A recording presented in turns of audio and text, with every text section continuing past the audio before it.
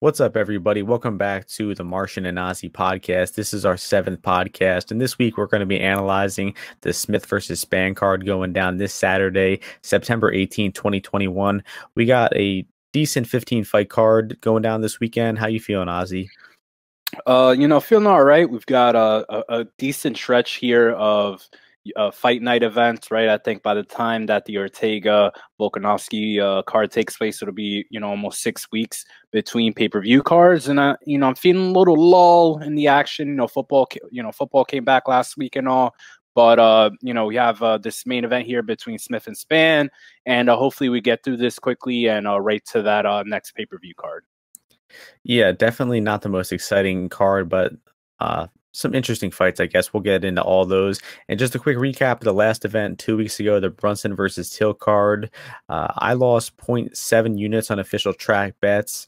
It was so far away. It was so far ago that I don't even remember really much what we said. But how'd you do in official track bets for that one, Ozzy? Yeah, so I came out up 2 units on 6 units total of track bets there. I think I'd say the only bet that I probably regret is the Dolce bet, but it was a plus 150 guy there. I ended up flipping onto Roundtree after thinking about it more, and that line getting close to plus 150. And then of course, like I said, Julian Erosa, just an awesome bet, maybe one of the best bets of the card, other than Brunson, obviously. Catching that Darce in the third round. He was just, I feel, better than Jourdain everywhere. His chin held up, and he was able to find a finish, towards the end of that fight, and I think he would have won the decision anyway. And then, Luigi let a lot of people down. Patty ended up being able to take some shots there and then, mount that comeback there. But definitely probably a guy that you look to fade in the future, maybe. But solid performance by him. Don't want to take anything away from him. But Luigi, blew his wad out in like 2 minutes, which is totally embarrassing. And then just got demolished by some of those shots that were definitely really solid and clean on the chin. Yeah, that Pimblett fight was pretty funny. And just looking over my bets, was definitely wrong about Sergey Spivak there, lost on that one. But I did bet ends by knockout in Jourdain Erosa. If that bet hits, I ended up profiting for the week. So I'm fine with the week or how the bets went in general. But that's enough of last week. Let's get into this week. We got 15 fights, and we'll try not to spend too much time on some of these low-level matchups. And speaking of low-level, that is the first fight of the night. We got Emily Whitmire taking on Hannah Goldy. Whitmire is currently the favorite. Let me pull up best fight odds. We got, I think, Whitmire is minus 130. Between minus 125 and minus 130. Yeah, Whitmire, yeah, and then Goldie coming back plus 110. You can start this one off, Ozzy. What are you thinking about this women's fight? Yeah, so Emily Whitmire has been in the UFC and been around, topsy-turvy being around for quite a while. She's 4-4, although she did have a few fights there on the Ultimate Fighter in that inaugural season there. She's in here. She's getting Hannah Goldy a little bit short notice. She was supposed to fight Corey McKenna, but that fight was supposed to be at 115. I think Goldy couldn't make 115 on short notice, so his fight's up at 125. And how I see this fight, I just Emily Whitmire, she has some, kind of skills, but the thing is, like, the best thing about her is her ground game. Although I think all of her losses, or a bunch of her losses, are by submission in her own right. So she kind of panics sometimes. I don't see. I think coming in here, Goldy, obviously she's absolutely jacked. Has some good attributes. She had that tough fight against Belbita in that last fight where she was a small favorite and mounted a comeback there late. But here, I just feel how these girls match up. Goldie's at 125 here. I think she has the physical attributes. She has a more diverse striking game on the feet. Whitmire's best attribute or best skill is her ground game. But, it's kind of like hit or miss, like her takedowns, like she's going to have to hit. But I don't really see her landing many leg attacks on Goldie in the single or double leg realm. I think it's going to have to be a clinch and, an immediate takedown there. So So I think it's going to be pretty hard to take her down. I think Goldie's basically like a better version of the girl Albu that she fought. And I think that Goldie potentially could get on top of Whitmire. She's definitely way more gritty than Whitmire. I think way more mentally strong. And you saw in that fight against Belbita, she was getting smashed and was able to mount a comeback there. So Goldie here at this plus price, you have a girl that's probably not going to put her down very easily. And I think if Emily does not get a submission, I think Goldie probably pulls out a decision here. So I'll side with Goldie here, especially that I don't need to lay any juice. And for sure, laying any kind of juice on Whitmire is ultimately a bad decision. Yeah, your last point was really the most poignant one. Just Whitmire as a favorite is just a bad idea. You mentioned something that I really hadn't really put together was this fight is at 125. Goldie, her last fight against Belbita was 125. So she's a lot more used to this weight class. I think the fight being at 125 is going to be an advantage. The Belbita fight was at 115, but she has Goldie has fought at 125 against Granger before. Oh, really? Okay. So yeah, good point about that. And I just see Goldie is a lot less fluky, a lot more durable. I mean, she ate some big shots from Belbita in that entire fight and just kept coming forward and actually had a really good moment at the end of round 3 there. And that's a huge feather in her cap, to eat those big shots, to be losing the fight, but to never really give up and keep coming at you. I think that's more toughness and grit than Whitmire has ever shown. And Whitmire, I mean, her last fight, I mean, she got guard sub. She got a takedown. She's in top position. And then she was in top side control. And then 60 seconds later, she's tapped into an armbar. I mean, just pathetic to be getting caught in those kind of submissions in 2020 in MMA. And you can't be betting those type of fighters as a favorite. So I don't have any in-depth analysis about why Goldie's a better fighter technically. I just think, like I said, she's a lot more durable, a lot less fluky. I see her losing. I don't see her losing in like fluky guard submission type of ways like Whitmire can. So I'll side with Goldie. I'll side with her strength in this one. And I think she could probably get on top and do some good work here, like you said. So we're in agreement with this one, siding with Goldie. But I'm still not in a rush to bet her, even though she is the pick at plus money. It's not a fight that you really are eager to bet. So we're both picking Goldie there, and we're going to move on to the next fight. Men's bantamweight division. We have Alateng Haley as the -134 favorite, taking on Gustavo Lopez plus 110. That's the line on FanDuel right now. I'll start this one off because I do have a track bet on this one. I took Alateng Haley -105 about a week ago, and got some clear CLV on that. So I'm already celebrating the win on this one.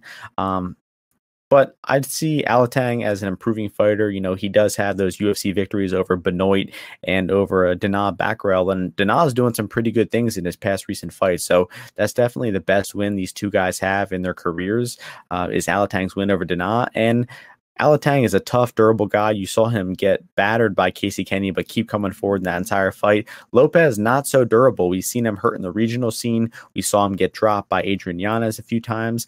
And I just don't think Lopez is that good in any aspect of MMA. I mean, he can charge you and get aggressive early and hurt you with some strikes like he did to Burchak, but I don't see that being too big of an issue for Alateng here because he's so durable. He's a good striker of his own right. He's got a solid right hand. And Alateng also has some decent wrestling skill to rely on in those close rounds. We saw him rely on that in the Benoit and the Dana fight, where those fights were probably 1-1 heading into round 3. And you saw the cardio, the wrestling advantage of Alateng come out in those round 3. And he won both round 3 in those fights to secure the decision. So that was a really good thing I saw from Alateng. And that's why I'm siding with him here. I think the striking is going to be close. I don't think either guy has a huge advantage. And I think the cardio and the wrestling advantage of Alateng is going to win him this decision here. So I like Alateng for a 1-unit bet, and I'll pass it over to you, Ozzy. What are you thinking about this bantamweight fight? Yeah, so Alateng's had a pretty interesting career. If you look over his record, he had a bunch of losses early on, and then since then, or in his last, I don't know, maybe 10 or 12 or so fights, he's won all of them except for the Casey Kenny fight, and then losing to Kai Ayukura. I'm not sure if I'm pronouncing it, but the champion over in Ryzen, and he's impressed me in a few of his fights. Obviously, the Casey Kenny fight, I think, was he was just having a super hard time with the southpaw nature of Casey's attack. But in those other two fights, like you said, the Benoit and the Dana Batgirl fight, he showed his his ability to land some shots, use his wrestling if needed, and was able to fight well in both of those third rounds. Gustavo, on the other hand, if you look at his record, he's 1-3 in decisions. He oftentimes his best round is the first round. I think his best path to victory in any of his fights is getting takedowns, looking to keep control on top, looking for the person on bottom to make a mistake, for him to capitalize, take the back, do something like that. Has some submission ability, but I think here I see that he's training at Extreme Couture, so they do have a good stable of 135ers over there. But on the feet, he doesn't have really good range finders. I don't really think he connects much of his game together very well, and I think he slows down pretty significantly, and it's easy to start hitting him as the fight goes on. I feel Alateng, on the other hand, builds a lot more, is able to stay in form and stay in his stance, and be as good in the third round as he is in the first round very often. And I think some of the problems that Gustavo will pose to Alateng will be pretty easy for him to figure out. I feel that Alateng has some pretty good timing, although Gustavo, I'll give him credit, does have some kind of timing. But I just the line is moving towards Alateng, and by now I think it's in the accurate range more or less. I told a few guys early on in the week that I liked Alateng, but I was kind of lazy overall to bet him. So I don't have any action on him now, but I do think he is a side. I feel that it could be a competitive fight though, because Alateng, you haven't seen too many people shoot takedowns on him. So I think Gustavo could do some decent work early on. But as the fight wears on, Alateng, he's jacked. He's training over there at Fight Ready with Henry Cejudo and a bunch of those guys. So I think he'll be able to pull out a win here. I'd be surprised to see a finish on either side. Alateng's pretty educated with his defense in a number of positions, and I feel that Gustavo, I don't think he's going to get. I think he'll fight conservatively. You saw it took a while for Yanez to start landing big on him, and Alateng, although he has shown some power, I think a decision is more than likely the outcome of this fight. Nice. We're in agreement there. And that's going to take us to the next fight in the welterweight division. I don't know about you, Ozzy. I think this is probably the best matchup on the entire card. And we got Impa Kasangnay taking on Kasangnay-Harris. Kasangnay is a slight -120 favorite, Harris +100, but there's two-way action. And you can start this one off. What are you thinking about this welterweight fight? Man, I'm a big fan of Kasangnay-Harris. Big fan of his. He got us to the window in a big way in his last fight. And he's shown, I think, if you look at his tape, it's just a pretty impressive guy overall. He's fought high-level competition. He has a ton of fights overall. He was a champion over at Brave, I believe, he fought up the ladder very highly there. Has 20 fights overall. Has gone to decision, has only been finished one time. So really solid fighter overall. Very long, tall, long guy for the weight class. So I think he's a guy who could sniff the top 15 of the UFC. In that Aguilera fight, I think he had some kind of octagon jitters. He saw him going for a few ill-timed takedowns, and just didn't settle in too much. But as soon as he got to a position that he was comfortable in, he was so comfortable that he finished it right away. And I think that Impa, he's coming down. He's down at 170 once again. I cut him a little bit of slack in that last Palatnikov fight where he did have to fight really early in the day. I think it was like 11:30, 11 o'clock, fight time, and doing your first cut down to 170 is for sure going to be rough when you combo those two together. I saw an interview where he said that he's walking around a bit lighter now. I think he said, he could be totally lying, but he said he's like 184, 183, which, I mean, if you're that weight, like, I mean, not that I give too much credence to that, because the guy has no body fat on him if he's like 183, 184, so it's still going to be a brutal cut. But matchup wise, I'll say I don't think that Harris has great leg attacks. His best takedowns come from the clinch. Impa does have a decent ability to dig underhooks, but there's a reason that this line is moving so much in Harris's favor, and it's because he is very reliable. to go after what he, to attack the grappling. Impa has shown some susceptibility if he is on his back. And, the UFC machine go brrr. And that's probably why Impa, started off the favorite here. In all his fights, he has shown a little bit of shakiness. In Anthony Adams' fight, he came back a little bit. In the Maki Pitolo fight, that fight was kind of close, but then he started busting Maki Pitolo up. But Maki Pitolo was not really good. And then the Buckley fight, he got taken down by Buckley there. So this is for sure a close fight. I think, I'm going back and forth on this fight, trying to justify a bet, if I'm being quite honest with you. I'm kind of thinking, hey, maybe Impa could dig some underhooks here. His striking is cleaner, and some of the striking that I've seen from Harris, like he throws some like floppy, not very dexterous, right? To throw another SAT word there, punches out there.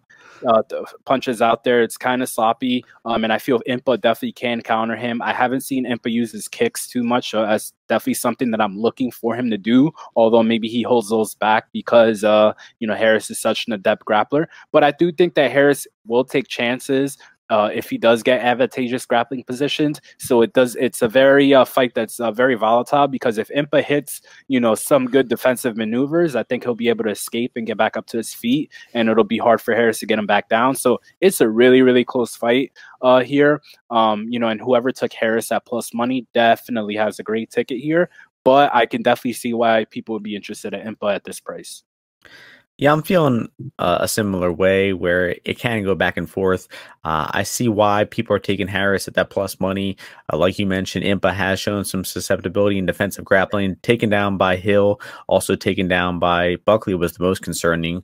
But I don't think he really showed like bad things once he got taken down there. It's not like he spent long periods of time or gave up really advantageous positions.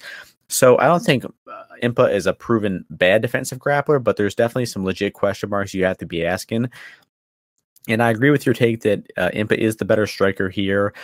Harris doesn't look too comfortable on the feet. He did have some success on Aguilera, but it was concerning how Aguilera was able to stuff those takedowns. Like you said, they weren't really set up too well.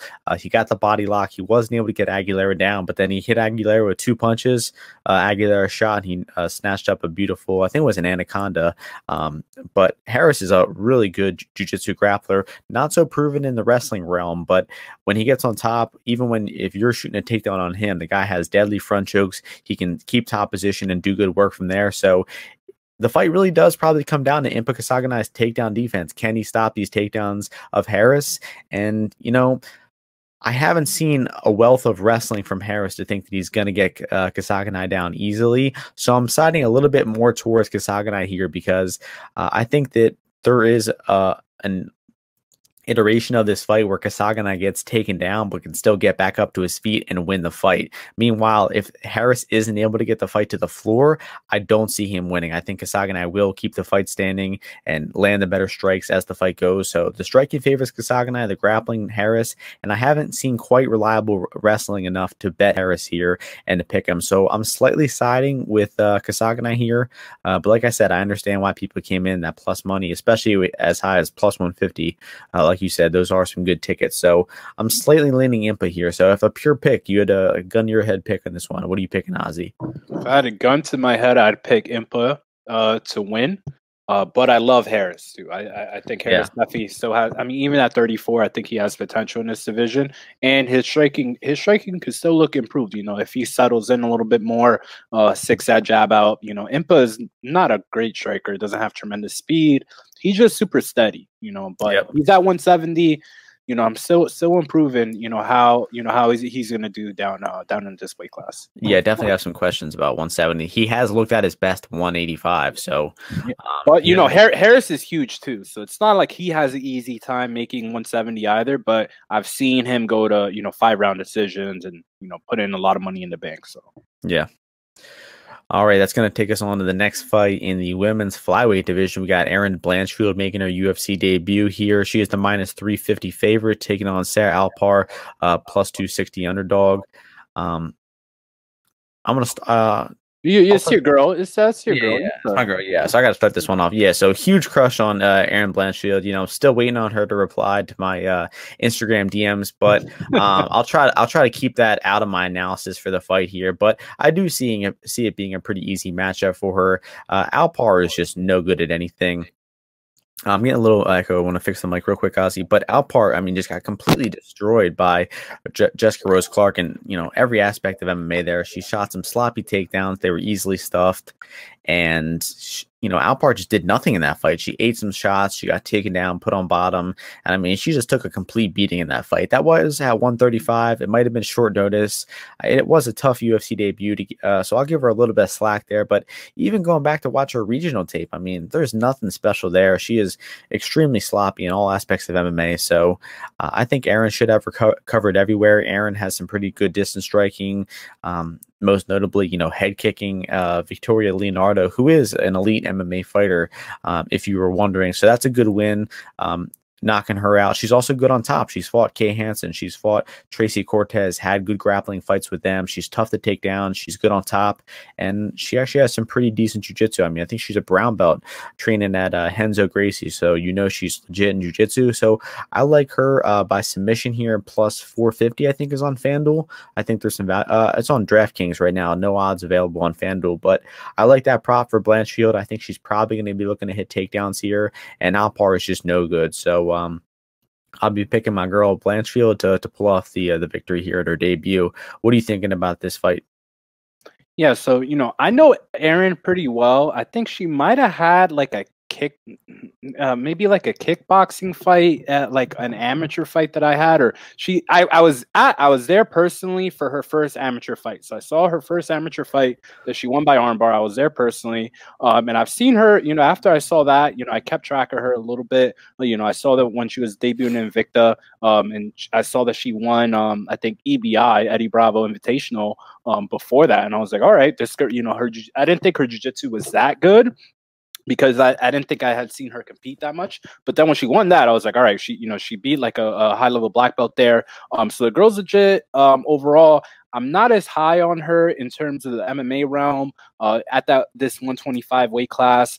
I think she needs to probably up the strength and conditioning a little bit. But she is getting a fight. She has fought good girls. Like I think the Tracy Cortez fight. Honestly, if I'm watching on the rewatch, and I didn't rewatch it this time, but when I was taping Cortez, I actually thought that she probably won that fight. More it was a close fight, but I would have probably gave that fight to Erin there. But she's getting here a kind of a softball in Sarah. Sarah is bigger, but she is just like a weird fighter. Her paths to victory are really like just being super grindy, and hoping to tire Erin out here, I think, for the most part. Although I see a lot of people getting excited at some of the finish props for Erin, and I will say some of her finish, the finish over Victoria Leonardo was great. It was a great head kick, excellent timing, excellent, choice of strikes. But I feel that, I don't know if she's going to really get the finish here against Alpar. Alpar, while she is in the fight, she'll look to clinch. I think, she won't get, the thing is, like, Erin doesn't have great takedowns overall. She'll look to throw like, judo trips and stuff like that. And, I feel that Sarah is big enough and is intelligent enough in the clinch with underhooks and her hips and stuff that she's probably not going to get Uchimata. She might, but it'd be super dumb if she did. But you like have to know that that's like the kind of takedowns that Erin is most likely going for early on. But if it's at range on the feet, I think Erin's gonna be able to use her kicks, use her straight punches, and edge the fight. But I'm not loving her to finish this. I actually think a decision is most likely. So I'm kind of looking at the overs. I'm kind of looking at the goes the distance and stuff like that, because I know, hey, she head kicked Victoria. Sarah got head kicked by she got head kicked, right? She got head kicked by someone. I don't know. Well, she got knee. she looks like Victoria Leonardo. You right? Like you look at these two girls and they kind of remind you of each other. And she's tiny as well.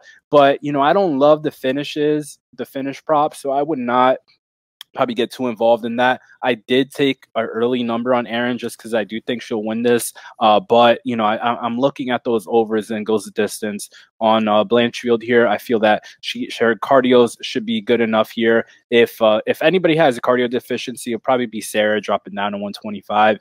And Aaron, you know, it should be higher up the rank. But I mean, at this price here, you know, I wouldn't parlay. You know, I don't advise ever going crazy. When you go over like minus 250, 300 on these girls, you know, I think it's better to not do it. You just never know what's going to happen. But if you want to parlay it, you know, go ahead, you know, do it.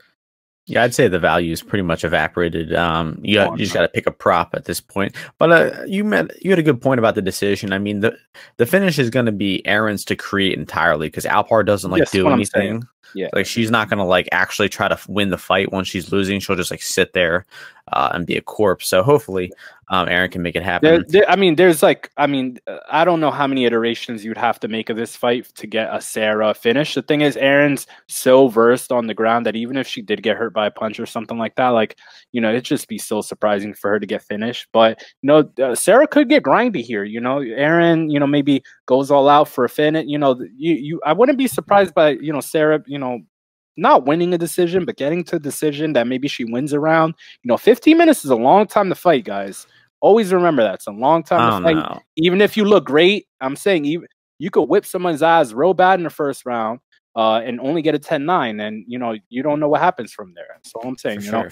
Sarah's big. She could get on top here later on. I don't love parlaying Aaron at minus 350. All right, that's going to move us to the next fight in the men's bantamweight division. We have, I believe, the biggest favorite on the card. Montel Jackson is sitting at minus 650. JP buys plus 475. You can start this one out. What are you thinking about this one? Yeah, so Montel Jackson, everyone's infatuated with him every time he fights. You'll hear over-under on his hands reference 2.5, 2.5 for sure. You know, I loved Brett Johns against him.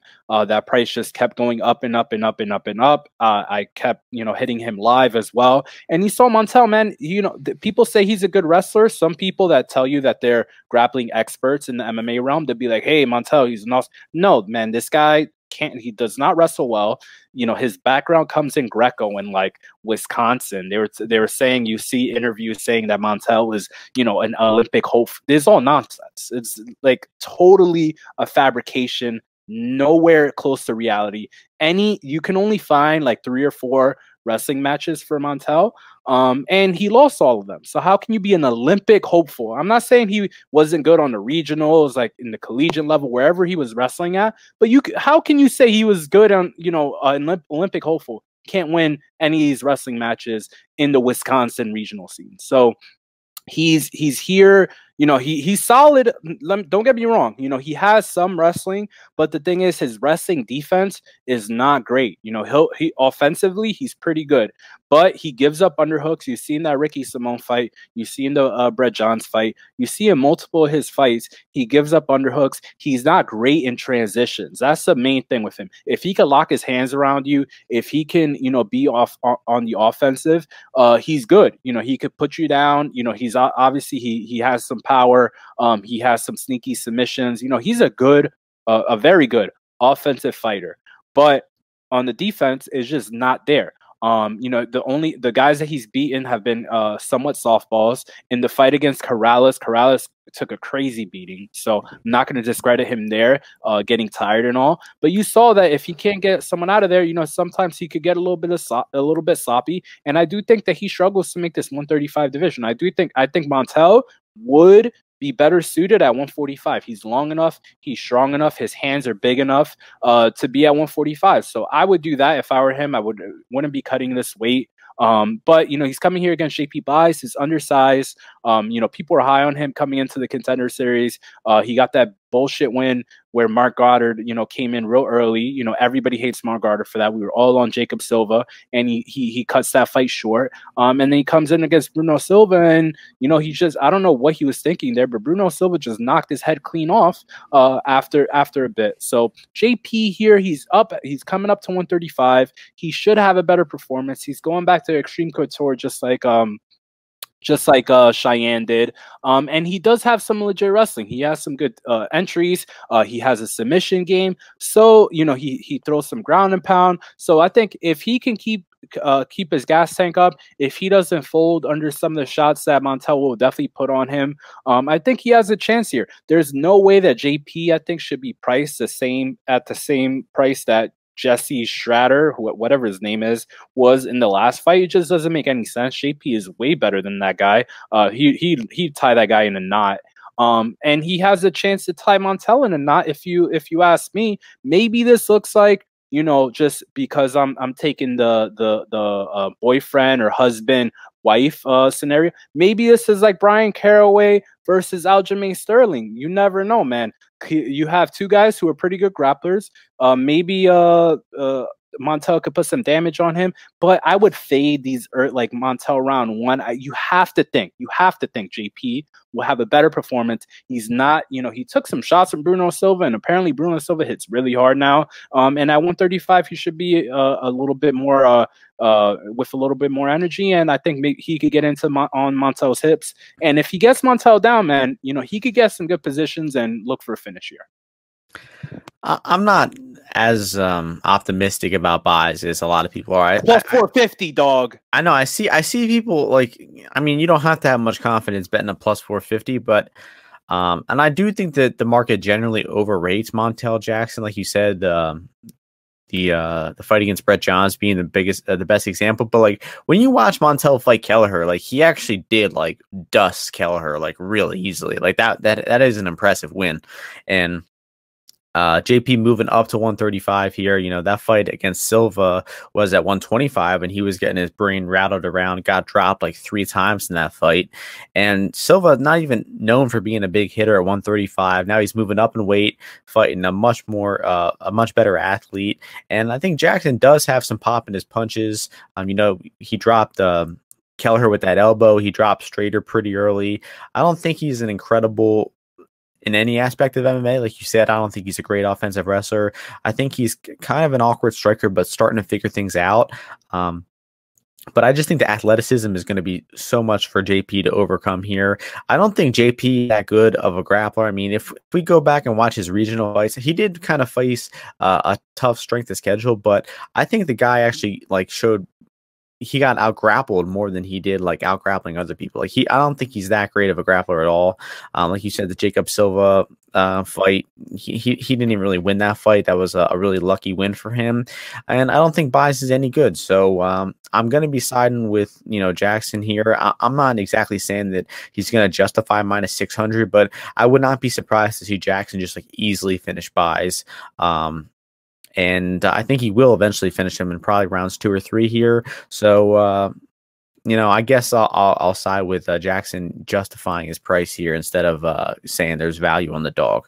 If you look at Montel's Instagram, man, there are no pictures of him training. Just pictures of him with money, going out. All I'm saying, man. That's all I'm saying. That is a bad sign. I feel like JP's coming in here hungry, man. That's all I'm saying. He's plus 475. And the parlay monkeys, they're out. So, well, I mean, JP Boz does have pictures of him training at Fortis MMA, which is a pretty big fade. Although maybe our hatred of Fortis is not is clouding our judgment, because I think they're actually doing pretty good this year. I think Fortis came through for you last week, head to head against me.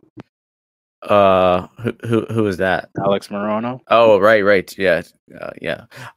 Good point about that one. All right, moving on. Another fun fight, lightweight division here. This is a short notice fight. Cameron VanCamp making his UFC debut, filling in for Jim Miller. Motta minus 310, VanCamp plus 260. I'll start this one out by saying I think VanCamp is not good. He tends to grapple in most of his fights, but I don't think he's a good offensive grappler. And I think his defensive striking is pretty much non-existent. I mean, I've seen him trade some punches in the pocket, and it just does not seem like the guy is very experienced at all. I think he's fought in very low competition, a very low strength of schedule. I mean, if you look at his past few fights, the guy that he is finishing, I mean, are so low level. It just hand-picked opponents for him to guillotine in 90 seconds or something like that. He hasn't shown anything impressive recently. And Motta, on the other hand, I think has shown some pretty impressive things. I will say that the guy is not much of a grappler. I haven't seen him hit offensive takedowns at all, and I've only seen him face a takedown attempt once or twice. So the guy's grappling does have a big question mark around it, but the guy's striking is very proven. He has really good boxing, throws punches and combinations really well. Definitely has some good power, some good speed. He's dropped a lot of his opponents. His CFFC opponent, he dropped multiple times. On the Contender Series, he dropped his opponent multiple times, has a knockout finish over Joe Solecki. So the guy definitely is a skilled striker with some power. And as long as he can avoid the takedown of VanCamp here, I think he's going to easily outstrike VanCamp and likely knock him out pretty early on in these exchanges. VanCamp dropping down from 170 here. I don't know how this guy is going to make 155. He fought at welterweight like a little over 6 weeks ago.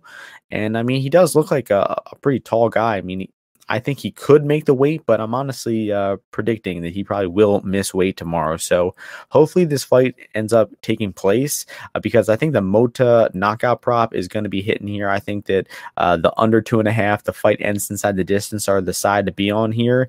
And I think that, like I said, Motta is going to be hitting this guy really hard in these boxing exchanges. So I'll pick Motta by knockout and pretty confidently as well. I'd cap it over 50% here. So the plus money on the knockout on Motta and the under inside the distance I like here. What are you thinking about this fight, Ozzy? Yeah, man. I mean, Motta's gonna knock this guy's head clean off, like for sure, 1000%. I think they probably end up settling on like a 160 catch weight, and Motta has a hard time making 155 as well. But he's been in Colorado. I forget. Like I said last time, there's so many camps in Colorado, you lose track of them. But he's been at one of them for like, I don't know, 6 months or something. Before he was like training in Jersey, and I think that's probably why he took the Miller fight, because he's like, I'm not training over there anymore. But I mean, this VanCamp guy went to a 5-round war with Bobby Volker. I can't pronounce his name, but if you saw, he fought Hamasi in Bellator last year in 2020 and looked, I mean, the definition of, if you ever wonder like, hey, what does a shot fighter look like? Watch that fight, man. That was a bad one. Like, that was like really, really bad. And VanCamp lost his decision to that guy just, maybe like a year before that. So VanCamp, his striking, like I told you, reminds me of Urbina a few weeks ago. He'll walk forward, he'll get punched in the face, and then like he'll look both ways, like, oh, what was that just hit me, and then continue on. But I mean, Motta hits hard, man. He hits hard. He hits in quick succession. He has a good pace about his shots. He has good shot selection. So I feel like he's gonna box this guy up 1, 2, 3, bomb, bomb, bomb. Hit him from all angles, hit him to the body, hit him to the head, and eventually VanCamp will fold. There's no way this guy's coming for 3 rounds. He's looking to finish Motta quick, and if he does not, he's going to start getting beat up here, and like I almost guarantee that. So, Motta is 3-1, but like this is a 3-1 that I'd be like, just of my nature, I'd be more comfortable parlaying Motta than Aaron Blanchfield. Just me personally. Some people would look at it otherwise, but I just feel that Motta, I don't think he's getting submitted by this guy, man. Like, I just really, really do not see it. They could swing and bang, and Motta could get hit, but Motta has shown, Motta has shown a good chin. This guy does not have great power, great mechanics. Overall, he's not a big hitter. I don't think he has many, KO finishes at all. And I mean, I think this guy's going face down, 100%. Yep, he is a sub or bust, so we're in agreement with that one there. That's going to take us to another late replacement fight. We're not going to spend too much time on this because this fight was just put together. We got Zhu Rong, who was supposed to be fighting Dakota Bush. We got Zhu Rong taking on Brandon Jenkins. Rong minus 350 or 330. Jenkins plus 270 on the comeback. I guess I'll start this one off. Jenkins coming off of a flying knee knockout over Jacob Kilburn on PFL a few weeks ago. The guy's kind of like a noodly orthodox offensive striker. He likes to fight he likes to appear like he's really relaxed with his hands down, and he likes to kind of have like a Dominic Cruz style to him. But obviously, he's not Dominic Cruz. He's not that good. His strikes aren't that crisp. But I guess he is a decent offensive striker. I don't think his defense is proven at all. I don't think he. I haven't seen a lot of offensive takedowns from him either, so I don't think he's really going to exploit any of Rong's big issues. Rong is a low-volume boxer. I think we saw something. This seems like something you would say, but I'm going to go ahead and say it. I feel like there was some clear difference between Rong in his first UFC fight and then the different in his regional fights. Like his coaches got in his ear and told him, like, "Hey, we're in the UFC. No more of that first-round knockout shit. Let's fight like we're going to the decision." Because Rong just didn't have any of the aggression he showed on the regionals. And he looked really tentative in that fight, and it cost him the fight. He got outboxed, he got taken down, and he just got picked apart by Kazula Vargas in that fight. And I think Rong really proved that he is a really basic striker. He's really relying on that right hand. He's not a good grappler of any right, and I think that Rong's no good. So I guess the opener Rong minus 200 was correct, but where it's at now, minus 330, I wouldn't put Rong minus 330 versus almost anyone on the roster. So I guess Jenkins is the side here. He's coming in on short notice. There's a good chance he comes at Rong early and goes for that knockout. So, at this price, I think Jenkins is the side to be on, even though I don't think he's any good. But Rong's no good either. So I was originally on Dakota Bush here on his money line. His submission prop was plus 600. Those were some good bets, but unfortunately, those are canceled. What are you thinking about this late notice replacement? What's his name? Brandon, watch like a few of his last few fights. I mean, it is a miracle this guy's in the UFC. Like this should be in, I think Dana or Sean Shelby or whoever the other guy is, they throw bones out there every once in a while. I agree. Yeah, there's a few fighters like that on this card. Like, where did they get this Mandy Bomb chick from? Where the hell did they find her? Your microphone cutting out here, Ozzy. I was also kind of wondering where they found this Cameron-VanCamp guy. Like, what the hell are they? Where are they getting these guys from? You fixed those. All right, nice. Yeah, I think I'm back. So they throw some bones out there for low level guys to stay inspired. And I think this is one of them, man. Like, like they for sure do. Like, I mean, Brandon Jenkins, God bless him. I think just this guy is just, the thing is, he just cannot hang, with the damage that some of these guys are going to be able to put on him. Now, I'm not saying Rong is necessarily the guy. Apparently, he's 21. Don't know about that. Don't know about that. He was born in the 2000s. Don't know about that. But Rong, he has some stuff that I think he's gonna be able to land on. I think this fight, low key sleeper for fight of the night, because Jenkins is going to throw spinning stuff. He's gonna throw knees. He doesn't care overall. Apparently, he trains at Syndicate MMA, so good thing he doesn't need to travel and stuff. Hopefully, he's close in weight. So I would definitely not lay minus 330 on Rong. That's just hilarious. I would never think that he'd be 330 against anyone, like you said. Maybe not even Jacob Kilburn. But I would say Rong has been at ATT for a number of months now, since like May or April. So he's been training. That's good. That's good. So he's been training over there. He's been grinding. Hopefully they can, if he's really 21, maybe they can extract some potential out of him. But I mean, this is the bath. I'm not watching this fight. I'm not watching this fight. Like, I'm going to go to the bathroom. I'm going to go, talk to my neighbor. I'm going to do something else while this fight is going on. Someone could tell me, hey, this is a crazy live bet. I don't even care. I'm skipping this fight, but I think Rong or one of these guys is probably going to knock each other out just because they just throw, if Rong goes back to what he did in the regionals, maybe he finds a KO or gets KO'd. But I mean, if you bet this fight, man, God bless you.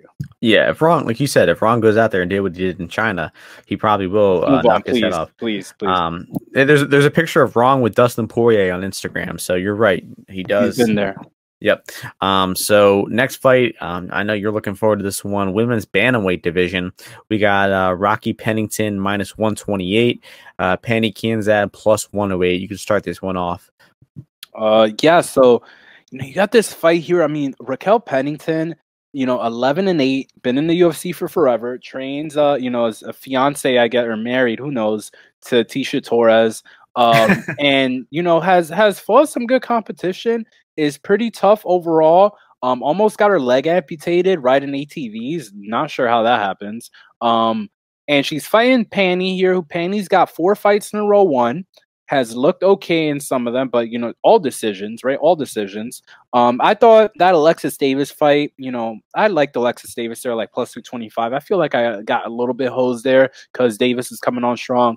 But Panny, she's got a solid jab. She's pretty accurate with it. She's got good cardio. You saw that she was getting hit by leg kicks there. A ton. And I just think this is going to be a fight where you kind of know what you're going to get. It's whoever could implement their game plan more and just have more output and want it more. Raquel, I think, probably has the better grappling here. She'll probably be able to take her. I mean, Raquel's I don't know if she's on some stuff, but I mean, girl's a unit. Low key if you look at her, and I think that she'll be able to use the clinch here at some points. Bully Panny a little bit. She lost that Holly Holm fight because she couldn't use the clinch and grind on her and stuff. And I mean, look at the girls she lost to: Amanda, Jermaine, Holly. These are borderline women, right? I mean, if we're being honest, they're just animals. These girls are fighting at 145, right, with no issue. And she's fighting Panny here, who she slowed down, I thought, significantly in that Alexis Davis fight. She's sharp early on, but I feel that Raquel, she's gonna be able to game plan for what Panny's coming at her with. I think she'll be more aggressive than girls like Sajara and Alexis Davis and Beth Correa were in a more intelligent fashion and a better output overall. So I kind of like Raquel here. People were betting her. That line has been coming back a little bit. I think it got as high as maybe minus 135, and it got bet down a little bit. But I think anything better than minus 130 is probably safe for Raquel, because this fight is for sure going to decision. And I just trust Raquel more if we go to the 3rd round to win 2 out of the 3 out of the 3 rounds here. And yeah, but I mean, it's not a fight that I think there's a big edge on. I just think that Raquel should be able to implement those leg kicks a little bit, control the clinch game, and have more output and probably the better cardio too, in my opinion. One thing you said is this fight's going to the decision. GTD is minus 300 here.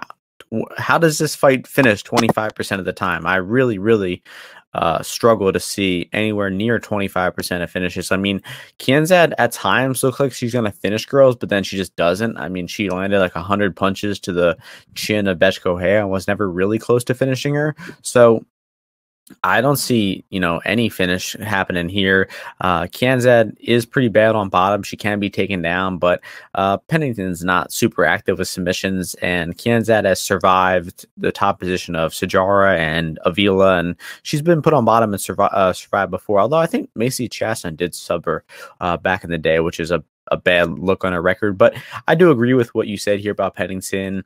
I mean, I just see it being a 50-50 striking fight, maybe even a 60-40 edge for Kianzad. But when you factor in that wrestling advantage that Pennington definitely has here, I think the advantage goes back to Raquel Pennington for the fight here.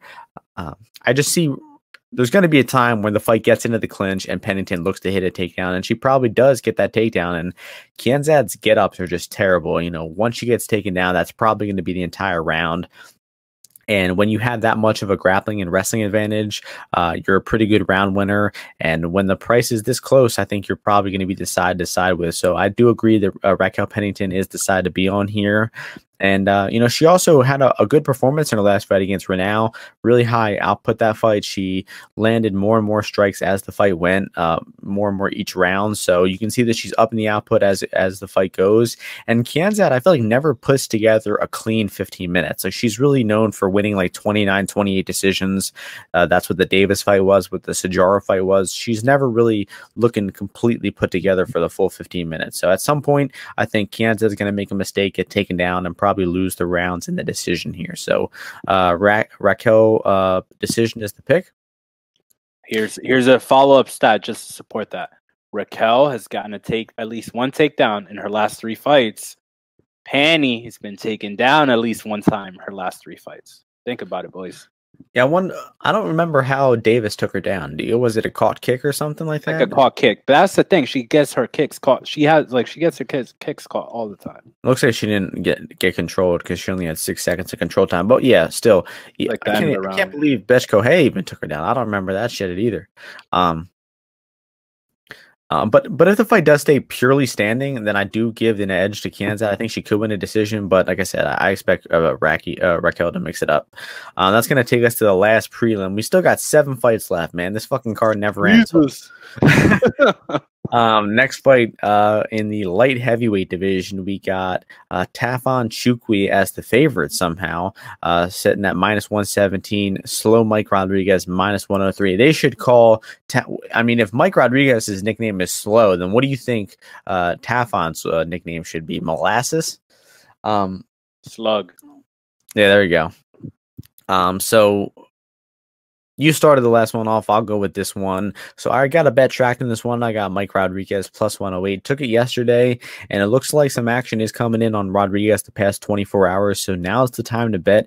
Emrod, I think, when there's plus money available, I think we should take it. And this fight kind of reminds me of Roundtree last week, where Roundtree looked so bad against people taking him down that the market has kind of forgotten that he's a good striker. And Rodriguez, every time he gets taken down, he loses the fight. John Allen, Devin Clark, Danilo Marquez put on a grappling clinic. But Tafon Nchukwi is not a grappler. He does not hit offensive takedowns. The only time I've really seen grappling in his fights was when he got on top of William Knight briefly there, but the guy isn't a wrestler, so he's not gonna put Rodriguez on bottom. He's not a skilled jiu-jitsu guy, so Rodriguez has a good chance of getting back up to the feet. And when it's a striking fight, there's one guy who is used to fighting at 205 who actually has some experience outstriking fellow light heavyweights, and then you have a slow middleweight who's moving up in weight. And Tafon just got his ears boxed off by Junyoung Park, and Park's a good fighter. I don't think that was a really shameful loss, but I just don't think Tafon is that good at anything. I mean, he did pick apart Jamie Pickett, no pun intended, for that entire fight. But I mean, I found that kind of unimpressive about how he didn't finish Pickett. I mean, when you're easily outstriking a guy by such a wide margin, landing clean shots on him at will, it's kind of unimpressive if you don't finish that guy, especially when you see Jordan Wright go out there and dust Pickett pretty easily. So I don't think Tafon is that good at anything besides offensive striking, and I don't think he's going to really translate too well moving up in weight here. The guy was slow at middleweight. He might be a little bit better suited athletically at 205, but I don't know. I think he's definitely going to be the shorter guy. I think he could be at a speed disadvantage. And I think this is a favorable matchup for Mike Rodriguez as a guy who's not going to try and grapple with him. And I think Rodriguez should be the slight favorite here. I cap Rodriguez 55%. So I think Rodriguez should be a slight favorite here. And I'm picking them to win the fight. I don't know, probably by decision, maybe even knockout. So what are you thinking about this light heavyweight fight, Ozzy? Yeah, I didn't see this fight coming. It's interesting overall. I think that, the matchmaking on Tafon, that last fight against Park, just lovely from an odds perspective, because like getting plus money on Park was just crazy. And, they're giving, people are getting sharper because people are betting, the smart people are betting, Rodriguez. I'll just say that. I know like 1 or 2 touts that like Tafon here. I don't know why though. Like, Tafon, I guess people say that he has some Muay Thai accolades. I don't know where. Haven't seen him. I know he head kicked that guy on Contender. But the guy just, I don't know. He's just very underwhelming. He does not have a lot of technical depth, in my opinion. Like, if you even look at the takedowns that that Park went for, the takedowns that Tafan went for. It's just on the defense and the offensive side, you know, just leaves a lot to be desired. And my boy Slow Mike, you know, Dominicans, we're out here, we're in the UFC.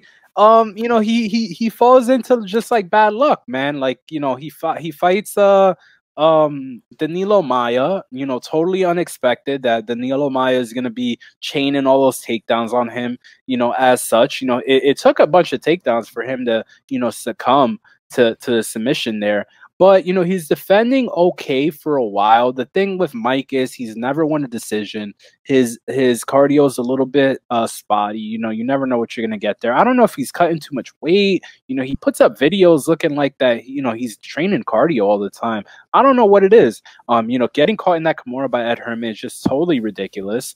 And I was big on him against the Unjung, but, you know, I don't think he's got a bad chin. Tafan does not have a proven chin. Tafan's never fought a light heavyweight. He's not going to have a reach advantage here for, I think, the first time in his career. Maybe against Pickett, he didn't have a reach advantage. Yeah, he didn't have a reach advantage against Pickett, but Pickett was completely scared of him. Man, Pickett's fight in the Staropoli. That's a crazy fight. But man, that is insane. That's a crazy fight, dude. What are they keeping him around for? I don't know, dude. I mean, they should cut Staropoli too after that last fight. Even though our boy Sean or someone who I don't know who was on Staropoli. It was K1. I told him not to do it. But anyway, I might have been there. I don't know. You guys are idiots. But anyway, you know, Rodriguez, he's gonna be able to land those knees. He's way taller than Tafan. Like, I don't know how Tafan's gonna win this fight, man. I really don't know. He's gonna have to get on top of Mike, hope that Mike gasses. Like, he hasn't shown me proven power. He hasn't shown me anything, man. Like, I mean, a lot of shine has come off the guy since the Contender Series win, where everybody thought that he looked super scary. But, you know, I'm really skeptical about this guy. He trains with Lloyd Irvin. You know, he trains with Sadiq over there. He's riding his bike, but I just don't know how he's going to beat Mike here. Like, I think they're going to crash into range. Mike's going to be able to get the clinch. Mike's going to be able to use that left kick. Tafan's never fought a southpaw, I don't believe. Just so many negatives here. There's a reason this line's moving over here.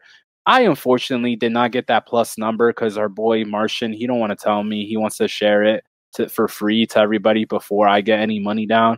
But, you know, we'll see. Maybe I'll have to take some leftovers and, you know, take some of this even money on FanDuel. But, I mean, I don't know how Tafan's going to win this fight. Over, I think, is good. Tafan, I'll share this. I wasn't going to say it before, but Tafan decision is a crazy number. Just insane number. I don't think he's finishing Mike here.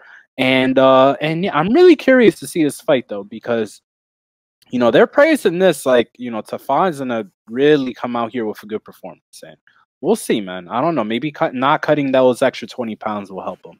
So. All right, we're going to move on to the first fight in the main card. 6 fights left in the middleweight division. We have Joaquin Buckley -200, Antonio Arroyo +170. I'll pass this one back to you, Ozzy. You start this one off. Yes. So Buckley here, he's coming in. You know, this is a 185 fight. You know, I think that Arroyo had his last fight against Tom Breeze canceled because Tom Breeze just had another anxiety attack. And he wasn't able to fight, but now he's coming in here against, I think, a tougher stylistic opponent for him. I think both these guys can potentially pose, you know, difficulties for each other. Buckley, even though he's 5'10", he's got a reach advantage here on Arroyo, which I don't think Arroyo's going to be used to, a guy being able to dip. This is like a thing that Buckley has. He's able to dip down low and still hit you with that left overhand because he's so, you know, he has such a crazy reach. You know, Arroyo has bad cardio. Arroyo's last fight was at 195, so it was that catch weight. I don't know why. I don't know if it was him or Wynn that couldn't make 195 or 185. But he gassed in that fight. Obviously, it was a crazy takedown approach. He gassed in the Muniz fight. He hasn't fought in it'll be 9 months. Since, or I think, yeah, 9 months to the day since he fought in that last fight. But, you know, I just don't think that he does anything all that well. If Buckley wants to take him down, I think he can. I think he could scoop double legs pretty easily. And it's all going to be about energy conservation for Buckley, being patient, which I do think he is kind of patient. You know, when he was bombing on right, I thought his hands were pretty accurate, and I think he's got a lot of good skills. So you know, he's here. He's minus 200, which is a decent price to pay. But Arroyo, you know, I guess you know, he could land some head kicks. He could throw some kicks here and there. He definitely has some kind of power. You know, he messed up what's his name, Regman, on Contender Series with a bunch of kicks, and then he was able to finish with a choke. So if he's able to get on top, I think he's dangerous. But I think Buckley here is able to implement his game here more on Arroyo, and I'm skeptical about Arroyo's chin. Both of the fights that he's had have been against grapplers, and he has not taken a clean punch. And Buckley's going to punch him in the face for sure. Yeah, I think you can just take Arroyo knockout instead of Arroyo money line here. I think if he's winning the fight, it's going to be striking, and he's not really a proven round winner. He's more of like a big moment type of guy. So Arroyo knockout plus 500, I think, is the way to play him if you like him. And I do agree that Buckley probably could take him down if he wanted to. I mean, Arroyo is just a terrible defensive grappler. I mean, I know he did look real bad against Muniz and win, and those guys are good grapplers of their own right. But I mean, it was just the way he looked doing so. I mean, he looked so helpless off his back. He looked like he really had no idea what to do in some of those wrestling positions. So if Buckley comes in with the right game plan to wrestle, he probably can justify that minus 200 pretty easily. But I don't see Buckley as the type of guy to game plan to wrestle. You know, he's coming off of some knockouts. I think he's going to keep trying to keep the fight standing and go with the striking. And I think he's going to make the fight harder for himself than it has to be by keeping the fight standing. He's going to give Arroyo his only chance to win because we know Arroyo's not winning the fight if he gets to the floor. So I kind of lean a bit more towards Arroyo being the value side here. Buckley minus 200 coming off the knockout, and him just not having a whole lot of process in general. I think he's kind of a wild, sloppy boxer. And I think he's kind of, you know, overperformed his skill set, honestly, in his past few fights. So I think the market still might be overrating him a bit. So I guess I'll side with Arroyo being the money line side here. And the knockout prop is also value. I'm not going to go as far to pick Arroyo straight out, but I'm definitely not in a rush to lay minus 200 on Buckley. But you know, he's a fun fighter, so I wouldn't mind seeing him get back on track. And Arroyo is terrible, so if he loses and gets out of the UFC, that's a win for me as well. That's going to do it for this fight. Another fun fight coming up next in the bantamweight division, one of the better fights on the card. We have Tony Gravely. Let me find the odds for this one. Tony Gravely minus 210, Nate Maness plus 180. I'll let you start this one off again, Ozzy. What are you thinking about this one? Yeah, you know, I kind of like both these guys, although Maness stole money from me against Johnny Munoz. That really pissed me off. And Tony Gravely did my boy on the regionals, but you know, I use that truck on top saying often, but Tony Gravely is a truck on top, man. This guy is, oh man, this guy is a good wrestler. He's got good jiu-jitsu. He's training now full-time at ATT. He used to train at, you know, his like home gym with like his dad, who taught him like karate or taekwondo in like North Carolina. But now he's at ATT. Mike Brown, I know for a fact, loves this guy, talks very highly of this guy. This guy's an animal in the training room. I know this for a fact. And I've heard that he gives guys fits there, all kinds of guys. And he's super solid. He is vulnerable to, you know, sometimes, you know, in some transitions, you know, if you can like get him off his pace. But look at his fights, man. Since he lost that Patchy Mix, like, look, between that Marab fight, Patchy, look, he saw some Marab, Patchy Mix, Bandejas, Bermuda. You know, he's only lost to really legit guys. And Nate Maness has yet to fight out in the UFC at 135, is 5'10", so I know he cuts a significant amount of weight. You know, he had a few fights at 140 just from short notice. But he gets backed up pretty often. I'm skeptical a little bit at how much power he actually has. I think he's more of a guy who He has to get you with accuracy, right? Finding that chin, then downright power. So I think that Gravely here with his approach to the fight should be able to get takedowns here. I think that Maness is not as good of a grappler as people think he is, especially when he's on the back foot and he is on his back.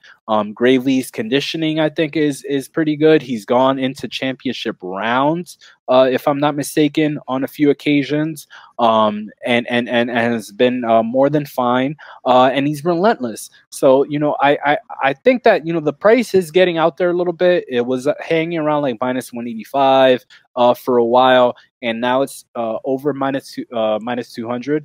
But Gravely's super well rounded, man. I don't see Maness being able to get a submission like he did against Luke Sanders, and I think that he will be able to get takedowns at all points of this fight. I don't think if this fight goes into the second or the third round, like you see with some guys, that Tony will have a hard time getting takedowns here. I think he'll be able to counter Maness on the feet. I do think that Maness has some opportunity to find Tony's shade at some points, but I feel that he's not going to be able to keep his distance here. You saw Luke back him up on multiple occasions, but Luke is a complete head case, falls apart when things aren't going well for him. But Nate is 12-1, right, in his career. So I think a lot of people did not think that would be the case, but I just don't think that he is on Tony's level. I think this is an accurate price. I'm not running to the window to lay minus 210 here, but I think he is a side, and I think he will win. I agree with some things, disagree with some. Definitely disagree with the truck on top expression. Actually, looking at my notes from when I first taped Gravely, specifically written here is not overly impressive top game. That boy is strong. One of my boys fought him, and he was like, "Yo, that guy that fought Marab and him," and he was like, "Tony is strong." Well, I believe he's strong. I believe he's strong. But who's a real truck on top is Brett Johns, who submitted Tony Gravely in a really fun grappling fight. But looking at Gravely's record real quick, it's actually crazy how good of competition he's fought. I mean, before he's even gotten in the UFC, he lost to Sabatini, Ricky Bandejas, Marab, Manny Bermudez. I mean, he's only lost to pretty good level fighters, Patchy Mix and Brett Johns. So Maness would probably be the worst opponent he's lost to, and Maness, good point about him not fighting at 135. I hadn't realized that. The last time he fought at 135 was in TKO almost about 3 years ago, I think. He got folded by a sidekick to the body. So what does that tell you? Maybe he's a little soft when he goes down to 135. Yeah, very possible. That was a little over 2 years ago. So hasn't made the weight in a while. And he was getting tuned up on the feet by Sanders before, turning that fight around and finishing round 2. He clearly lost round 1 versus Munoz, almost got TKO'd at the end of round 1 there. So the guy definitely is a slow starter, lost round 1 decisively in both of his UFC fights. So I don't really think he's the pre-fight side to be on here. I think Gravely is an output machine. I definitely, like I said, don't agree that the guy's a truck on top, but he is, a great grappler. He can hit takedowns. He can stay in top position. And the guy just puts so much offense up. I mean, he's constantly throwing strikes. His boxing is getting a lot better. He's incorporating a leg kick into his game, and like Ozzy said, he shoots a high amount of takedowns. So this guy is really hard to beat when it comes to decisions. He's a good round winner. He's just doing so much in a round. It's really hard to win rounds off him because he has so much output. So if Maness wants to win the fight, he is probably going to have to land that counter shot on the feet, hurt Gravely, and find a finish. So if you like Maness here, just take Maness inside the distance instead of his money line. I don't see him being able to win a decision. Actually, a line I like is available on DraftKings, Gravely decision only. It's basically the opposite of no scorecards. Gravely, I think if he wins, if the fight goes to the decision, I think it's like an 80 to 90% chance that Gravely is pulling off that decision victory. So I like that prop on DraftKings, the decision only, and I will be picking Gravely to win by decision. I think maybe the props might be a little bit mispriced on this one because Gravely's coming off of knocking out Burchak. But like you said earlier, Burchak, shot fighter, just looked so bad in that fight, got hurt multiple times, and Gravely was able to find a finish. But I don't think Gravely's a big finisher elsewise. So I think this one is going to go to the decision because Maness is pretty durable too. I mean, he was eating a lot of shots from Sanders early on and ate all of them. But decent point what you said about the 135. He might be not as durable here. So honestly, the best pre-fight bet might be Gravely money line. I really think he is a pretty safe pick here to win the fight. No, I don't hate Nate. I think Nate has impressed me in his UFC career. I think he'll win fights. I think he's dynamic. I like his accuracy. He has power in both hands. I just think he's up against it here against Gravely. I think this is a bad fight for him. But, I think it'll be a competitive fight, man. I think there's sneaky potential for fight of the night. Because, yeah, I mean, Tony is a little loose, but I'm telling you, when he's on top of you, it don't feel good. Yep. Maness, no scorecards, plus 180. Not a bad way to play. Not bad. Taking us, I actually said a mistake earlier in the podcast. I said Jackson's the biggest favorite. Actually, Tsarkuyan is the biggest favorite at minus 850, taking on Christos Giagos.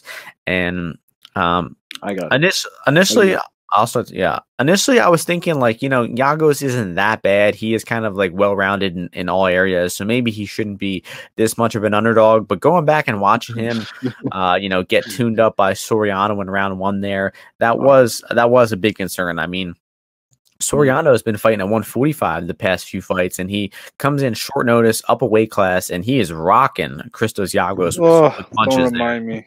So, oh yeah, that's right. You were on Soriano, no scorecards there too. Bigly. That's a bummer. Real bad bummer about that one. It's a shame Christos Giagos was totally the right side at minus 220. I know a lot of people cash big tickets on him. So, Giagos is, like I said, decent everywhere, but Tsarkuyan is just a level above everywhere. The guy is, a really educated striker, got a really nice jab, good head kicks as well, can hit offensive takedowns. He's a tremendous defensive grappler. He can keep top position. I mean, there really are no weaknesses I see from Tsarkuyan. So I just think he's going to win this fight pretty comfortably wherever it goes. It really just becomes a matter of, is Tsarkuyan going to finish? Tsarkuyan hasn't finished in his past 3 fights. He kind of has cruised the decision at times. And another thing about him is when he's not going to keep the fight standing the entire time. Like, he could have easily outstruck Matt Frevola the entire time, but he decided to shoot 15 takedowns and hit 10 takedowns just because that's the way he likes to fight. So I feel like if you're holding a Tsarkuyan inside the distance ticket, it's probably going to be like a really frustrating bet that you're going to be yelling at the TV for him to do more and to throw more strikes, but he's just not going to do it.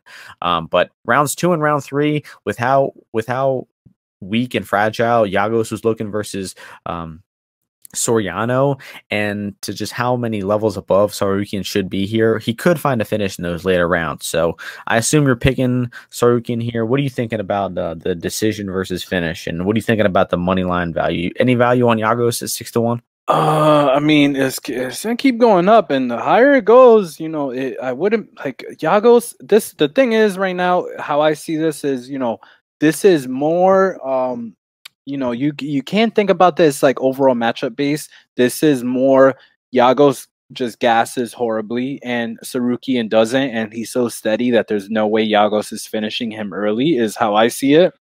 Because if you took both these guys in the first round, let's say if it was a 1-round fight, there's no way that Armin would be this price. Yeah, Armin 300 would be maybe. Yeah, but Giagos will like practically dies and then relies on his grappling, and that's not going to work here. And although I will say, after he got his ass whooped by Sean Soriano for the majority of that fight, he has gone to Sanford MMA. That is now his base camp, and that will be where he has been training for I don't know how long. But for this fight, he is training there. Armin, though, he's coming with. This guy's solid on the feet. He knows how to mix in his takedowns. He knows how to transition on the ground. He's working his takedowns with his ground game with very legitimate grapplers.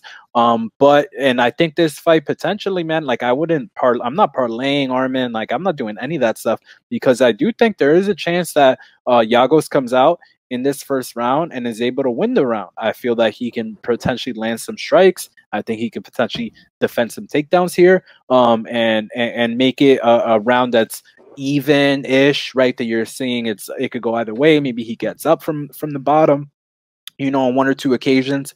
But I think a lot of people are calling out for, those late Armin finish props, and I think they're legit. I would look at Armin by submission here late. I wouldn't look for the KO because I just don't think this guy has a lot of power in his hands, whether it be on the feet or throwing ground and pound. Although he did land some ground and pound on Davi Ramos, if I remember correctly.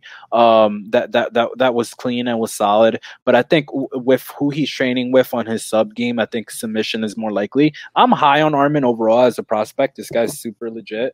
But I also think Giagos is decent, so that's why I wouldn't parlay it. But Giagos gets finished by submission. He's gotten submitted 4 times in his career. So, I wouldn't be surprised that I go in the distance, but I wouldn't be surprised at him getting tapped, later on as this fight goes on. And this is, Giagos has not fought very good competition in the UFC.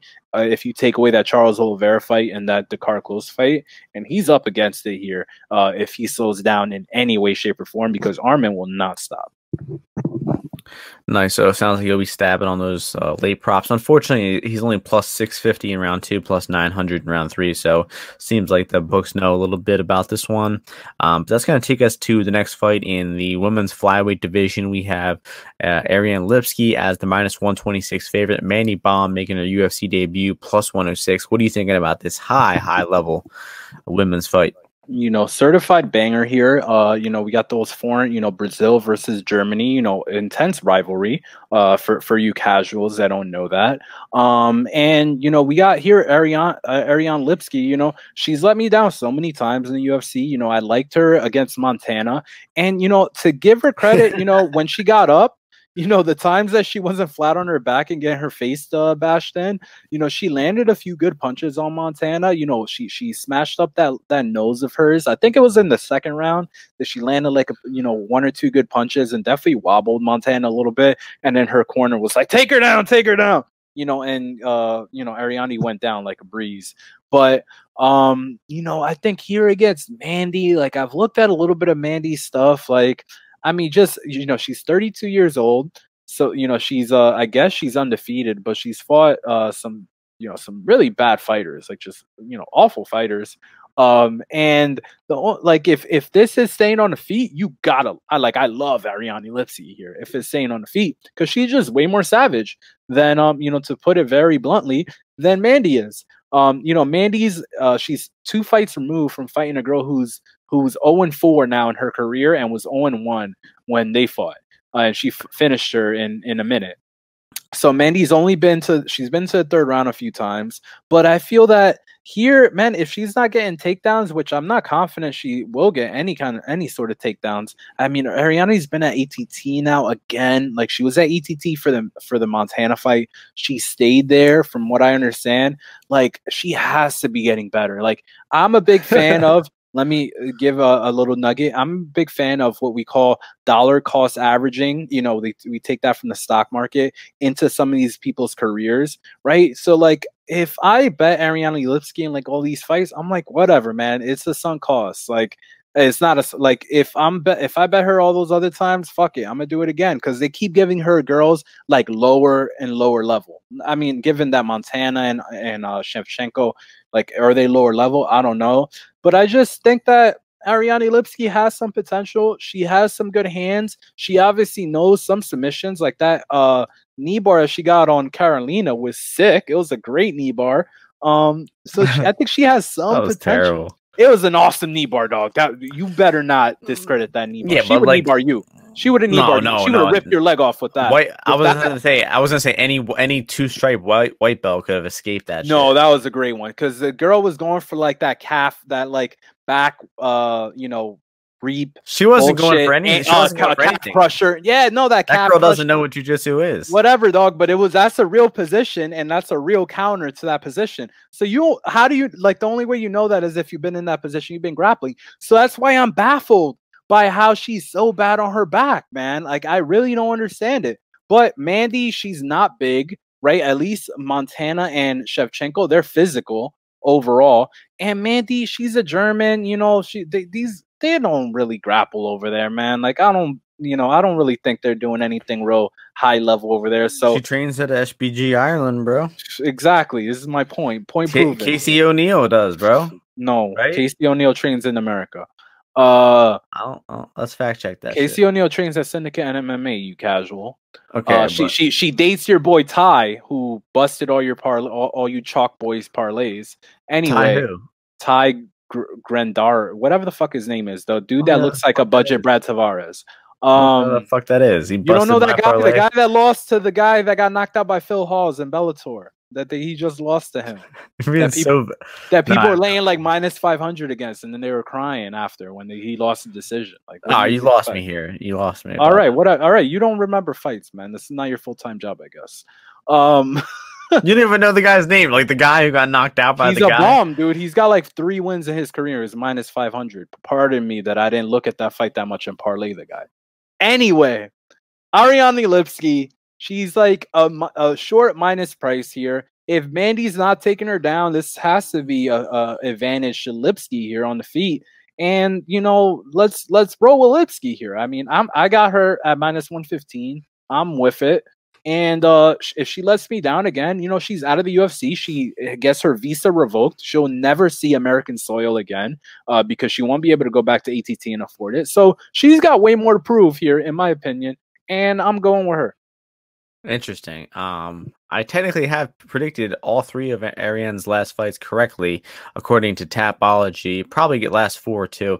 But I mean, I do agree that Lipski is going to have a striking advantage here if the fight stays on the feet. But like, how could you have any confidence on this woman to keep the fight standing? I mean, even in her easiest matchup in the UFC versus DePauda, she still managed to spend like 5 minutes on her back in that fight. Dropped her opponent 10 seconds into the fight and still managed to spend 5 minutes on her back that fight. I mean, the girl is just such a bad grappler.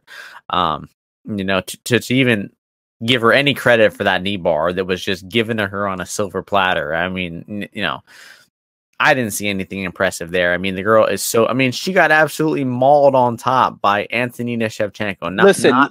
Leave her alone. Go to the Mandy side. Go to the Mandy. Go over to Mandy. Over to Mandy. Now Mandy isn't a good distance striker. She likes to act like she is. She definitely comes from like a Muay Thai background, but she doesn't have good striking. She doesn't hit or throw her strikes very crisply. She doesn't seem like she has much power at all. So Lipski has a striking advantage, definitely a power advantage.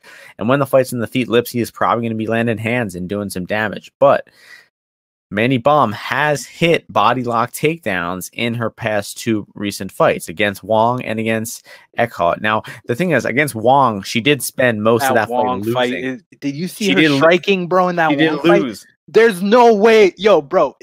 Let me keep talking about Bohm, bro. Let me keep talking about it. Sorry. All right, so she did lose the first half of that Bohm fight, getting out grappled for the most of it, but then she just hit some takedown and got us choking in round 3. But I mean, I think I see like a shred of game planning behind her. Like I think she does kind of know that she can hit these body lock takedowns. She does train with John Kavanagh, and I don't think Kavanagh is a good coach. I don't think SBG Ireland's a good gym, but I do think they're competent enough to watch Lipski's most recent fights and be like, this girl sucks at grappling and we're going to have a grappling game plan. So I do expect Bohm to come in like with the right idea. She's going to be looking to try to get the clinch. She's going to be looking to get a body lock and hit a trip takedown. And, that alone, I think, is enough to scare me away from playing Lipski. I mean, I'm not going to be betting Lipski as minus. I'm kind of a bit surprised that you're betting Lipski with a minus next to her name. Dude, I just put on this Wong fight again, just so I could be reminded. When you look at the finish, right? When you get a rear naked choke, you put the hand behind the head, bro. Bohm puts her hand behind her own head. Did she tap? Did Wong tap? Did Wong tap? Eventually, dog. She was in this. She was in this choke for like 12 seconds, like 15 seconds, and then you see the jabs that this girl's throwing on the feet. Lipski's she has to be able to hit this girl at will on the feet. I think she would. I mean, but then she's probably going to get tied up. Kind of big. Like, yeah, she looks like she's like decently built, but I mean, this girl's striking is bad. B-A-D bad. Yeah, but I mean, like, bad. But here's the thing. It's not like it's not like We Lipski is spend a known lot for of time in this pressure. fight, but it's important. It's not like Lipski is known for pressuring opponents and like easily outstriking them. She was Got a way good better. right hand. She was a way better striker than Montana De La Rosa, right? But she also landed 5 strikes over the course of 3 minutes when the fight was Some of standing. those were good strikes, though. Yeah, If you yeah, look but back, she's they were not. good. She's not the one. She's not the type to like press the issue and really go at her opponent. You know, like just after like that girl, like DePauta, she dropped her, then followed her into guard and laid on top for 5 minutes. Like, why don't you ask your opponents to stand up? So, I mean, I guess I'll pick Lipski here. She even ended up on her back against that Wong girl, which is crazy. Oh no, yeah, she got fully taken down and like controlled on the ground by her a few times. But that doesn't matter because Lipski's not going to do that. Dude. Like the thing is, I don't think she's getting better either. You know what I'm saying? All right, I'm changing my pick to Bomb just so we can disagree. All right, this girl's bad, dude. Bomb's bad. Body lock trip. She's going to be hitting that body lock trip like it's easy. She got taken down in her Bellator fight. She's bad, dude. Yeah, but she also hit takedowns. She's not UFC level. Neither is Lipski, though. Neither is Lipski. Lipski's better than this girl, man. Lipski needs to beat this girl. That's possible that she's better, but she's not. It doesn't matter. Neither of them is UFC level. Lipski by knockout plus 500, not bad. Moving on to the next fight is the co-main event of the card. We got actually pretty fun matchup. Light heavyweight division. Ion Cutelaba as the minus 150 favorite. Some action coming in on Cutelaba, and Dev Clark coming back plus 130. You started off that last one. I'll leave you with the main event. I'll start off here. So, you know, Cutelaba known for coming out of the gate really, really hot every time. The guy slows down really consistently, and but he's damaging in round one. He can hit offensive takedowns. The guy is not a bad offensive grappler, honestly. His distance striking isn't good, but he knows how to capitalize on his aggression. Unlike Ariane Lipski, he will come for you in round one and actually try to land hands. He hit those takedowns, and Jacoby was doing a really good job landing ground and pound. But you know, his fatal flaw is he slows down after that 7 minute mark. He's practically done after that. I don't know that he's ever shown like signs of life past the 5 minute mark in his entire career, honestly. So that is a huge concern. But in terms of pre-fight bets, you know, you got to think that Cutelaba is the side. He is going to be coming out aggressive. Devin Clark is kind of known for starting slow. He got hurt early versus Menafield. You know, he found his way into that bonehead triangle versus Anthony Smith. The guy is not exactly a smart, reliable fighter in round one. So round one, I do honestly favor Cutelaba. But the fight also could end up looking like the Menafield versus Clark fight, where Clark gets hit early, he's surviving that early storm, and if he can make it out of round one, he should be smooth sailing in rounds 2 and 3 to take over.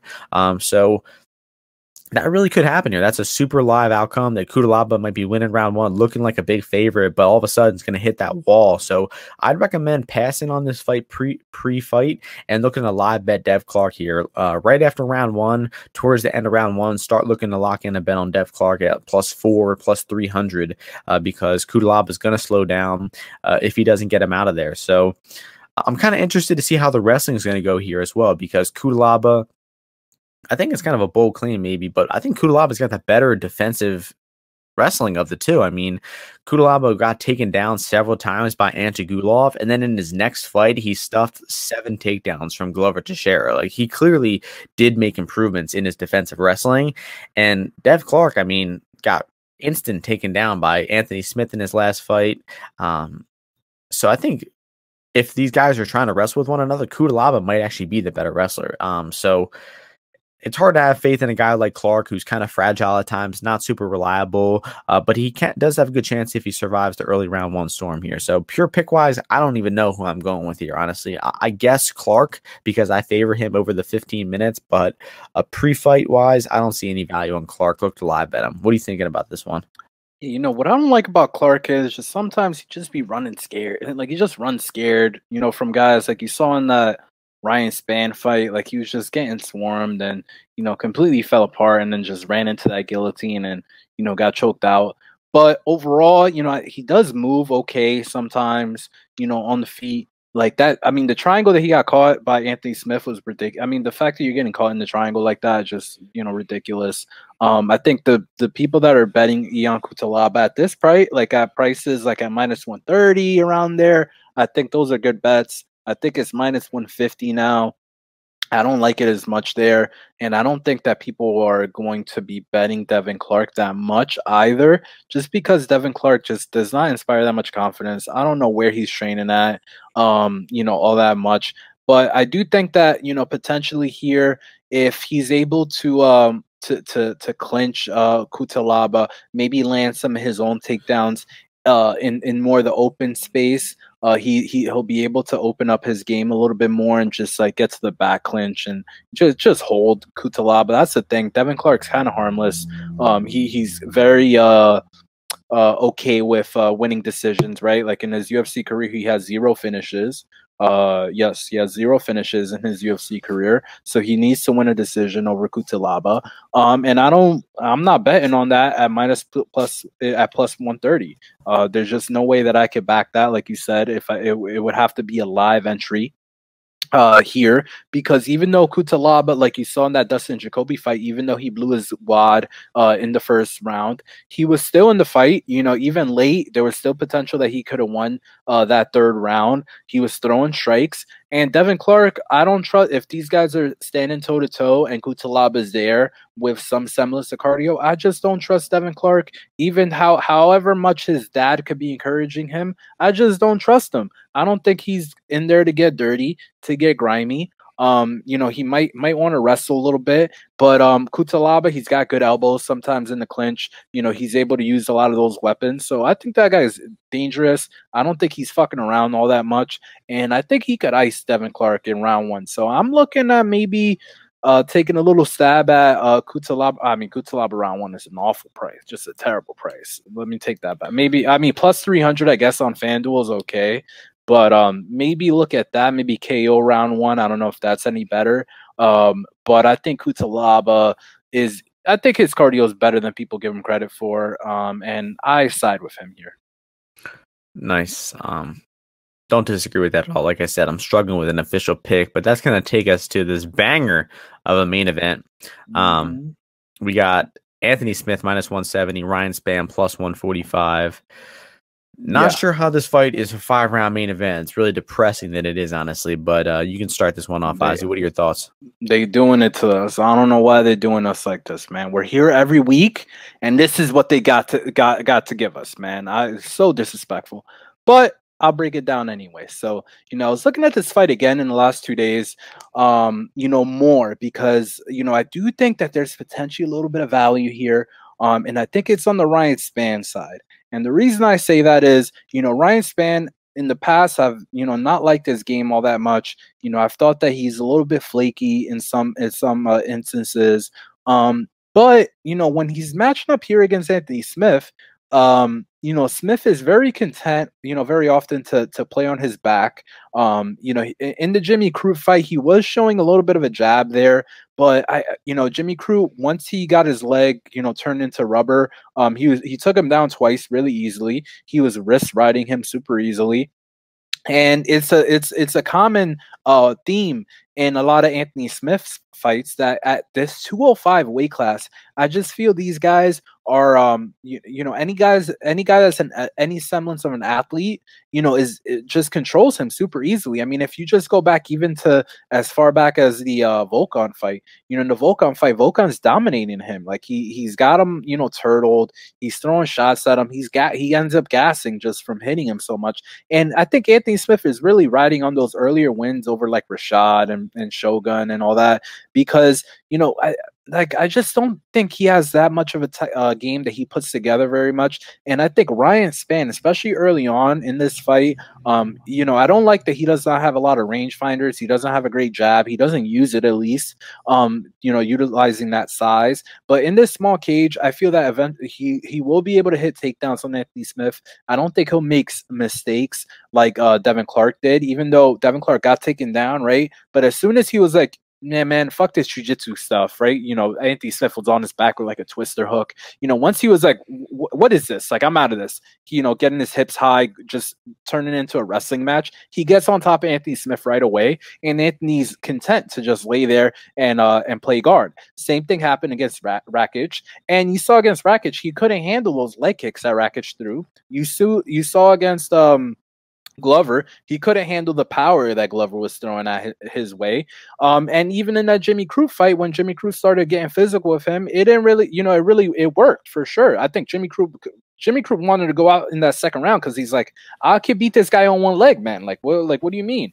So Ryan Spann, he has a really hard time making the 205 limit. I think he does have some grappling. He has some intelligent grappling. I saw when he got taken down by Devin Clark, he went for that guillotine. A small transition that I liked is when he let go of the guillotine and Devin Clark got out of it, Ryan Spann immediately went in for a takedown and got on his hips and, got back up to his feet. So I think that he's an opportunistic guy. I think he's more shaded towards an early finish for sure. And Anthony Smith, he's a little bit of a weasel in the fact that it is hard to finish him. So that's the thing. Ryan Spann, I think, could gas out, and Anthony Smith could get a late finish, which is a theme in all Anthony Smith fights. But at pre-fight, I like the Spann fight at a plus price here. I think that he'll be able to stay in the range where Anthony Smith is not able to use his jab. I think Smith probably tries to fire off a bunch of leg kicks early on, but I think Spann eventually starts throwing some punches, closes the distance, takes Anthony Smith down, and starts to wear on him, and I think gets out ahead. I don't know if he'll necessarily win the fight, finishing him in some way, shape, or form, but I do think he'll be winning early on, and I like getting on that side so I could potentially live bet it if I am watching. And I do think that Spann has enough power to finish Smith, but Smith is a weasel, like I said. So I don't know. I don't see him having the striking skill. I mean, he might have the power, but I don't see him having the skill to be able to finish Smith on the feet. I mean, I think Smith is the much better boxer, and man, Spann is just such a hard guy to get a read on. I think he has huge variance from fight to fight. Like, I think the best example of the fighter he actually is the Sam Alvey fight, where if he can't get the fight to the floor, if he can't knock you out easily early on, he's not really a high-level fighter, not really a skilled striker when the fight remains at distance. You saw the Sam Alvey fight. I mean, Alvey gave him a tough fight. That was a close, striking fight, close boxing exchanges the entire fight. There's even a moment in time where Spann walks onto a right hook like 8 times in a row. Alvey just throws a right hook literally 8 times in a row, and every single punch connects straight on Spann. He has no idea how to avoid the punches. And his past 2 fights, Spann, quick knockout over Tsarkuyan. Tsarkuyan's, really past his prime and always been a fragile fighter. So he blasted him with one right hand, decent finish, I guess. And the Johnny Walker fight, just such an idiotic performance from him there. Had Walker hurt so many times and just so many bonehead moves by Spann there, diving for that takedown. I just don't think the guy's that intelligent of a fighter. I really think he is maybe a slightly better version of Alonzo Menafield. And I think Anthony Smith, really looked good in his last fight against Crute. And his jab was looking really good. His boxing overall looked real sharp. I think he's going to have a speed advantage over Spann here. And if the fight stays standing, I do think that Smith is the better striker. I think he's the better grappler as well. I think he's the better overall fighter everywhere. But Spann could win the fight with his athleticism. I think that if he capitalized early and tries to land some hands on Smith, he could get him out of there in round 1. So in terms of pre-fight, I do sort of agree with you that Spann's probably the side to be on because you're probably going to get a better live entry on Smith. Smith is kind of known for starting slow, losing rounds. You brought up good examples, the Gustafsson fight, the Volkan fight. And he can be controlled for long periods of time. I mean, the Rakic fight was pretty pathetic, how he was just controlled for really long periods of time there. And I don't rate Spann's chances very highly of replicating a good game plan here in terms of grappling. I don't think he's good enough of a grappler to take down and control Smith for long periods of time. I think Smith will defend the takedowns, will end up on top position reversing, because I do believe that Smith is the better jiu-jitsu grappler of the two. So I think it would be a dumb move for Spann to try to grapple here. If Spann wants to win, I think he's going to have to keep it on the feet, use his power and athleticism early. And the longer the fight goes, I think we're going to start to see the skill disparity show a little bit more for Anthony Smith, and he's going to take over and win the fight late. So I will pick Smith to win by like a 3rd or 4th round finish, like he typically does in these 5-round fights. But it seems like we're disagreeing on this one. So I'll be I mean, I don't love, like, I'm not putting money on Spann. I just feel like you said, like he's gonna beat Anthony Smith up for at least like 4 of the 5 first, minutes of the fight. So it's possible. I mean, Smith did start real fast against Crude. I mean, he was popping that jab out early. He, was presenting good problems, landing his own leg kicks that shut the leg down. So I think, as much as I don't like Anthony Smith, I think the guy is a more clever and skilled fighter than I like to give him credit for. So I think he'll be pretty safe in this spot as long as he doesn't get knocked out early. All right, so quick recap. Let's do what do you think the worst bet as a favorite is? What do you think the best underdog is? And then what worst bet as a favorite. And then what is your pick for fight of the night? 3 things. Worst favorite, best dog, pick for fight of the worst favorite. I mean, I wouldn't bet Montel Jackson if you paid me. I wouldn't bet Emily Whitmire at -130. There's no way. I mean, all of those are bad. I think both of those are just bad. Yeah, bad. I'll go with Wrong at -330 for my worst favorite. What's your pick for best underdog? Best underdog. Oh man, I don't. You go first. You probably have a while I think. I'd probably say Mike Rodriguez. I mean, I'm not gonna cheat given that he's not an underdog anymore in most places. There's not that I'm a dog hunter. I'll tell you guys, I'm a dog hunter. I don't love a lot of the dogs here, other than those like small dogs like Goldie and I guess Mike Rodriguez, and but those would be the only 2 like that are dogs overall that I would say I like. All the other ones I don't like. And fight of the night pick. What do you go in there? Fight of the night: Wrong versus Jenkins. Nice. I'll go Gravely Maness on that one. Wrong versus Jenkins to run circles around though. That's a good place to end it. The podcast coming in at an hour 40, bit longer than this one, but 15 fucking fights. I mean, there's a lot of fights to discuss. We covered angles on all different of these fights. And any closing thoughts, Ozzy? Ariana Lipski for the bag, and I'm joking, but no other thoughts. No other thoughts. Nice. Well, you'll be able to see my track bets, my Bet MMA profile. Make sure you check that out before the card starts. And that's going to do it for it. So thank you all for listening. Hope you all enjoy the fights and win some money this weekend. And we'll see you before the next UFC event, UFC 266 next week. Thanks for listening. Peace out.